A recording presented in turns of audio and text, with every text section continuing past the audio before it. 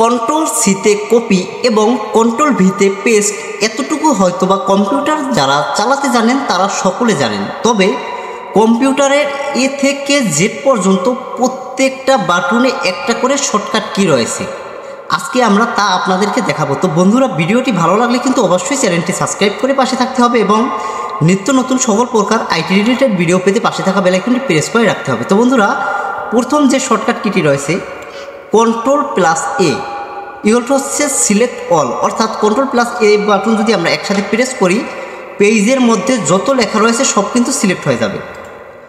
2 নম্বর রয়েছে control plus B bold, এখানে আমি যতটুকু লেখা সিলেক্ট করব ওই লেখাটাকে control plus B button press করলে কিন্তু লেখাটা মোটা হয়ে যাবে, অর্থাৎ একটু বোল্ড হয়ে যাবে।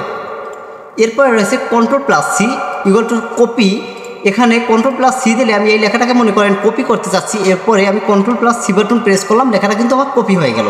এখন আমি মনে করেন নিচে একটা পেজের ভিতরে এই লেখাটাকে আবার পেস্ট করতে চাচ্ছি, এই দেখেন এখান থেকে আমি পেস্ট করে দিচ্ছি। দেখেন যতটুকু লেখা আমি কপি করেছি কন্ট্রোল সি বাটন প্রেস করে ততটুকু লেখা কিন্তু কপি হয়ে গেছে। এরপরে রয়েছে control plus D font style, এখানে আমাদের সবগুলো ফন্টের একই স্টাইলে লেখা রয়েছে। আমি যদি এই লেখাটাকে অন্য ফন্টে স্টাইল করতে চাই সেক্ষেত্রে আমি কন্ট্রোল প্লাস ডি বাটন যদি প্রেস করি একটা স্টাইলিং বক্স চলে আসবে, এখান থেকে আমরা যে কোনো একটি লেখার উপরে সিলেক্ট করব আর নিচে আমাদেরকে দেখাবে যে কিভাবে আমার আউটপুটটা দিবে, লেখার স্টাইলটা কেমন হবে। আমি মনে করেন এই স্টাইলটা আমার ভালো লেগেছে, আমি ওকে দিয়ে দিলাম। দেখেন বন্ধুরা, লেখার ফন্টের স্টাইলটা কিন্তু চেঞ্জ হয়ে গেছে। এরপর রয়েছে control plus E centre text, এখানে কিছু কিছু ক্ষেত্রে আমাদের মিডল থেকে লেখাগুলো শুরু করতে হয়, সেক্ষেত্রে আমরা control plus E button press করলে এর লেখাটা কিন্তু সেন্টার হয়ে যাবে। এরপর রয়েছে কন্ট্রোল প্লাস এস, এখানে রয়েছে fine text, control plus F button press করার পরে আমরা যদি কোনো লেখাকে সিলেক্ট করতে চাই, যেমন এই যে কান্ট্রি লেখাটাকে আমার প্রয়োজন, আমি এখানে যদি লিখি কান্ট্রি, এরপরে যদি ফাইন টেক্সটে দেই দেখেন বন্ধুরা যতগুলো কান্ট্রি রয়েছে একের পর এক কিন্তু আমাকে শো করতেছে। আমি যদি হাইলাইট অল দেই দেখেন যতগুলো কান্ট্রি লেখা ছিল অটোমেটিকলি কিন্তু আমার হাইলাইট করে দিছে যে এখানে কান্ট্রি লেখাগুলো রয়েছে। আমি আবার ব্যাক চলে আসলাম। এরপরে কি কন্ট্রোল প্লাস জি, এখানে হচ্ছে গো টু পেজ, এখানে আমার 3 পেজ 4 পেজ 5 পেজ যদি লেখা থাকে আমি যে কোনো পেজে আমি যাওয়ার জন্য আমার এখানে রয়েছে 2টা পেজ, আমি গো টু পেজে 2 লিখে যদি ওকে দেই আমার দ্বিতীয় পেজে নিয়ে যাবে। এখানে যদি 10টা পেজ থাকে আপনি 10 লিখে তারপর যদি ওকে দেন তাহলে আপনার 10 নম্বর পেজে নিয়ে যাবে। এরপরে রয়েছে control plus H equal to হচ্ছে রিপ্লেস, অর্থাৎ এখানে যতগুলো কান্ট্রি লেখা ছিল বা অন্য কোনো লেখা ছিল এই কান্ট্রি লেখাগুলো মনে করেন আমি বাংলাদেশ লিখবো, সেক্ষেত্রে আমি উপরে লিখবো যে লেখাটাকে রিপ্লেস করতে চাচ্ছি এবং নিচে লিখবো আমি কি লিখতে চাচ্ছি, যেমন আমি বাংলাদেশ লিখে দিলাম, এরপরে রিপ্লেস অল দিয়ে দিলাম। এখন এই পেজের মধ্যে যতগুলো কান্ট্রি লেখা ছিল সবগুলো কিন্তু বাংলাদেশ হয়ে গেছে। দেখেন বন্ধু এখন কোনো কান্ট্রি লেখা কিন্তু নেই, সবগুলো কিন্তু বাংলাদেশ হয়ে গেল। এটা হচ্ছে রিপ্লেস, আপনি একটা চাইলে একটা করতে পারবেন এবং সবগুলো চাইলে সবগুলো করতে পারবেন। এরপরে রয়েছে কন্ট্রোল প্লাস আই, এখানে হচ্ছে ইটালিক টেক্সট অর্থাৎ অ্যারোভাবে লেখার জন্য আমরা কন্ট্রোল প্লাস আই ব্যবহার করি। দেখেন বন্ধুরা লেখাটা একটু অ্যারো হয়ে গেল। এরপরে কন্ট্রোল প্লাস জে অর্থ হচ্ছে জাস্টিফাই, এখানে আমরা কন্ট্রোল প্লাস জে দেওয়ার সাথে সাথে দেখেন লেখাটার কিন্তু প্রত্যেকটা সাইড কিন্তু সমান হয়ে গেল, লেফট সাইড এবং রাইট সাইড, ঠিক আছে। এরপরে কন্ট্রোল প্লাস কে, এখানে হচ্ছে হাইপার লিঙ্ক, এখানে কোনো একটা লেখাকে আমরা মনে করেন এখানে বাংলাদেশ সম্পর্কে ছোট একটা লেখা রয়েছে, আমি যদি বড় একটা লেখা বা বাংলাদেশ সম্পর্কে বড় একটা প্যারাগ্রাফ দেখতে চাই সেক্ষেত্রে আমি মনে করেন এখান থেকে লিঙ্কটাকে কপি করব, কপি করার পরে হাইপার লিঙ্কে যাব, এরপরে অ্যাড্রেসটাকে আমি পেস্ট দিয়ে দিব, ওকে দিয়ে দিব, তাহলে এই যে লিঙ্কটা রয়েছে এই লিঙ্কে ক্লিক করার সাথে সাথে আমাকে ওই লিঙ্কে নিয়ে যাবে, এটা হচ্ছে হাইপার লিঙ্ক।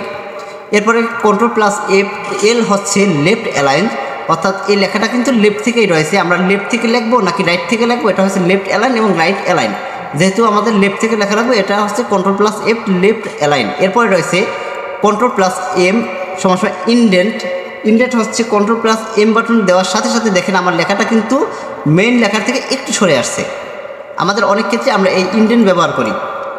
এরপরে কন্ট্রোল প্লাস এন সমস্যা হচ্ছে নিউ পেজ, অর্থাৎ একটা পেজে আমি লিখতেছি, এখন যদি আমার অন্য একটা পেজে রাপ করার প্রয়োজন হয় বা অন্য একটা পেজ নিতে প্রয়োজন হয় আমি কন্ট্রোল প্লাস এন বাটন দেবো, নতুন একটা পেজ চলে আসবে, সেই পেজে আমি লেখা শুরু করতে পারবো। এরপরে রয়েছে আপনার কন্ট্রোল প্লাস ও, এখানে হয়েছে ওপেন ফাইল, এখানে কন্ট্রোল প্লাস ও দেওয়ার সাথে সাথে আমি যতগুলো ডকুমেন্ট টাইপ করেছি মনে করেন পূর্ববর্তী বা এর পূর্বে সবগুলো ডকুমেন্ট ওপেন হয়ে যাবে। এখান থেকে আমার যে কোনো একটা ডকুমেন্ট কাজ করার প্রয়োজন হলে আমি সেই ডকুমেন্টে কাজ করতে পারবো। এরপরে রয়েছে কন্ট্রোল প্লাস পি সমান প্রিন্ট। এই ডকুমেন্টটাকে যদি আমার প্রিন্ট দেওয়ার প্রয়োজন হয় সেক্ষেত্রে আমি control plus P button press করবো, আমাকে প্রিন্টের অপশনে নিয়ে যাবে। এখান থেকে আমি প্রিন্টারটাকে সিলেক্ট করে প্রিন্ট দিয়ে দেবো। এরপরে রয়েছে কন্ট্রোল প্লাস কিউ সমান হচ্ছে রিসেট। এখান থেকে আমি দেখেন বন্ধুরা এই লেখাটাকে রিসেট করার মাধ্যমে লেখাটা প্রত্যেকটা লেখা কিন্তু আমার সেম করে একটু গ্যাপ হয়ে আসছে, মানে এই লেখাটা হচ্ছে একটু সাজানো, গ্যাপ কম। আর এটা একটু রিসেট করার মাধ্যমে এটার লেখাটা কিন্তু কোনোভাবে একদম পুনরায় যেভাবে লেখা হয় সেইভাবে চলে আসছে। এটাকে এখন কাস্টমাইজ করে তারপরে আপনার ঠিক করতে হবে। এরপর রয়েছে কন্ট্রোল প্লাস আর সমান রাইট অ্যালাইন। এখান থেকে আমরা যদি আরবি লেখার ক্ষেত্রে আমরা রাইট অ্যালাইন ব্যবহার করি অথবা বিভিন্ন ক্ষেত্রেও আমরা কিন্তু রাইট অ্যালাইন ব্যবহার করি। এক্ষেত্রে আমরা কন্ট্রোল প্লাস আর বাটন প্রেস করতে পারি। দেখেন আর বাটন প্রেস করার সাথে সাথে লেখাটা কিন্তু রাইট সাইড থেকে শুরু হয়েছে। এরপর রয়েছে কন্ট্রোল প্লাস এস সমান সেভ। এই ডকুমেন্টটাকে আমরা যদি সেভ করতে চাই সেক্ষেত্রে আমরা control plus S button press করবো, তাহলে কিন্তু আমাদের ডকুমেন্টটাকে সেভ হবে। এরপরে রয়েছে কন্ট্রোল প্লাস টি ইনডেন্ট ফার্স্ট লাইন। এখানে আমরা একটা ইনডেন্ট দেখেছিলাম সম্পূর্ণ পেজ ইনডেন্ট, আর এখানে হয়েছে ইনডেন্ট ফার্স্ট লাইন। দেখেন বন্ধুরা ফার্স্ট লাইনটা বাদে যতগুলো লেখা রয়েছে সবগুলো লেখা কিন্তু আমার একটু লেফট সাইডে রাইট সাইডে চলে যাবে। কন্ট্রোল প্লাস ইউ সমান হচ্ছে আন্ডারলাইন। এখানে আমরা অনেক সময় একটা লেখার পরে আন্ডারলাইন দেওয়ার প্রয়োজন পড়ে, যেমন আমরা এই লেখাটার পরে আমাদের আন্ডারলাইন দেওয়ার প্রয়োজন পড়বে, সেক্ষেত্রে আমরা কন্ট্রোল প্লাস ইউ দিতে পারি। দেখেন বন্ধুরা লেখাটার নিচে কিন্তু একটা রেখা চলে আসছে। এরপরে রয়েছে কন্ট্রোল প্লাস ভি সমান পেস্ট। আমরা যে প্রথমে যে কপি করেছিলাম কন্ট্রোল প্লাস সি বাটন দিয়ে, এখন এইটাকে যদি আমরা পেস্ট দিতে চাই নিচে সেক্ষেত্রে আমরা control plus V button press করলে কিন্তু এটা কপি হয়ে যাবে। দেখেন বন্ধুরা এই লেখাটা কিন্তু কপি হয়ে গেছে। এরপরে রয়েছে কন্ট্রোল প্লাস ডব্লিউ বাটন যদি প্রেস করি তাহলে এই ডকুমেন্টটা ক্লোজ হয়ে যাবে, বন্ধ হয়ে যাবে। এরপরে রয়েছে কন্ট্রোল প্লাস এক্স সমান কাট। এখানে এই লেখাটাকে আমরা সিলেক্ট করবো, এরপরে যদি কন্ট্রোল এক্স বাটন দিই লেখাটা কিন্তু কাট হয়ে যাবে। আমরা নিচে চাইলে আবার পেস্ট দিতে পারবো নতুন একটা জায়গায়। লেখার পরে আপনার ব্যাগে যাওয়ার জন্য এবং পরবর্তীতে পুনরায় ফেরত পাওয়ার জন্য আমরা রিডু এবং আন্ডু ব্যবহার করি। এক্ষেত্রে আমরা কন্ট্রোল প্লাস ওয়াই রিডু এবং কন্ট্রোল প্লাস জেড আন্ডু ব্যবহার করতে পারি। তো এই ছিল আজকের ভিডিওটি। আজকের ভিডিওতে আমরা এ থেকে জেড পর্যন্ত যতগুলো শর্টকাট কি রয়েছে সবগুলো দেখাবার চেষ্টা করেছি। তো বন্ধুরা ভিডিওটি ভালো লাগলে কিন্তু অবশ্যই চ্যানেলটি সাবস্ক্রাইব করে পাশে থাকতে হবে এবং নিত্য নতুন সকল প্রকার আইটি রিলেটেড ভিডিও পেতে পাশে থাকা বেল আইকনটি প্রেস করে রাখতে হবে। তো বন্ধুরা সকলে ভালো থাকবেন, সুস্থ থাকবেন, আমাদের জন্য দোয়া করবেন এই কামনা নিয়ে আজকের ভিডিও এখানে শেষ করছি। আল্লাহ হাফেজ।